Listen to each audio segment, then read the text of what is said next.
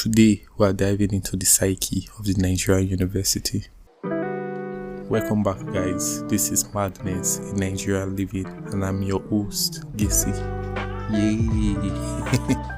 Would you believe in my department of 180 students, just one student graduated with first class? I studied IT, and just one student graduated with a first class. To most Nigerians, that's a normal story.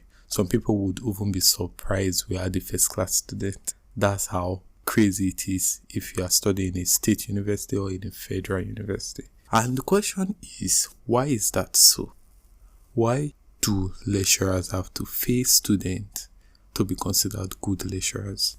Like, the more students fail, the more the lecturer is considered a good lecturer. That mindset is something that is so absurd, and yet it all makes so much sense.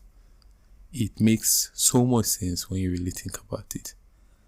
For one, you can argue lecturers have to face students to make more students bribe them to pass the course so they make more money, because the Nigerian government is not paying them well enough for them to use just their salary to live by in a country with high inflation rate of, I think, as of right now, we have an inflation rate of 34%.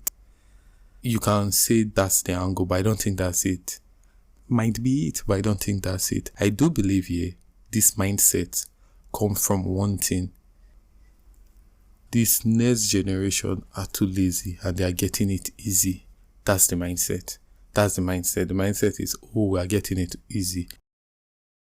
There's a lecturer that mentioned this, which is crazy. It was like when he was in school, he had just 5 jean trousers for his 4 years in school, something like that. And it was like, but us, one semester we have many, and it's like, it's not our fault the economy was slower during your time, and it's not our fault you came from a poor background. So why do we have to suffer for it? But it makes sense though. We have to suffer for it because Nigerians ascribe suffering with hard work. Like, what they consider hard work is not how effective you do the work or how successful the work ends up being, is suffering. So if you give someone a work, maybe you give someone a formula and the person gets a quicker way to solve the formula and gives you a quick solution, you lose marks for it.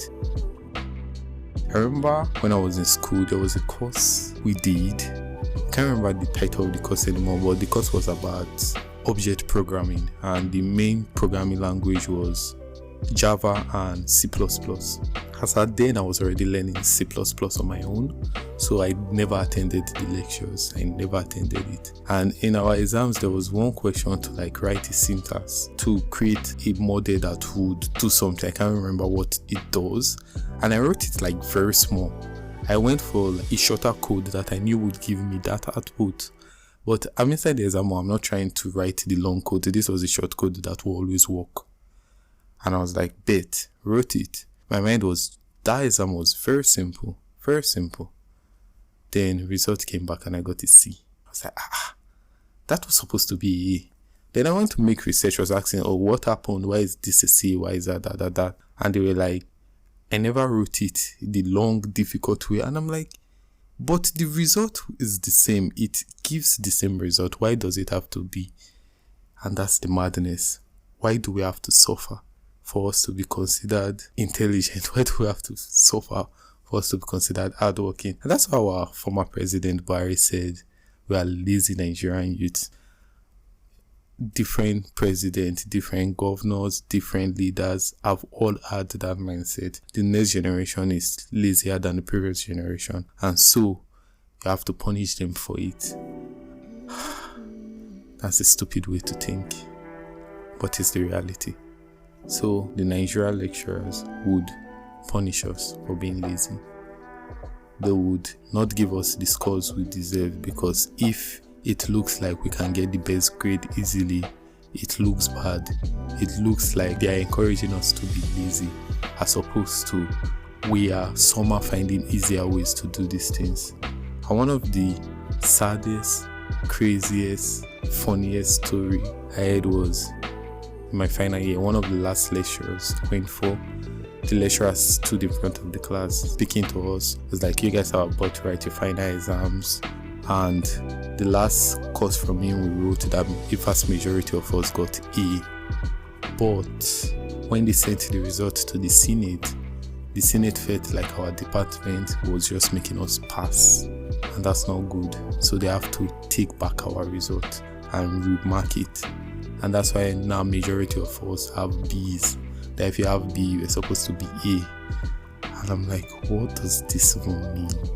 And I'm like, why is suffering so important to you guys that you have to fail us because we're not doing the extra work?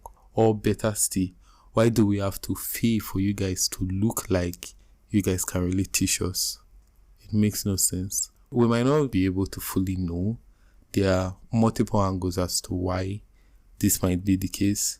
Like I mentioned earlier on, there's a possibility they're actually just failing us, so we'll spend money to try and pass the courses, to try and get better money for themselves, because we're in a socio-economical landscape where their salary is never enough. But regardless of what the reason for the madness is, it's something that has to change. Students can have social life and still pass.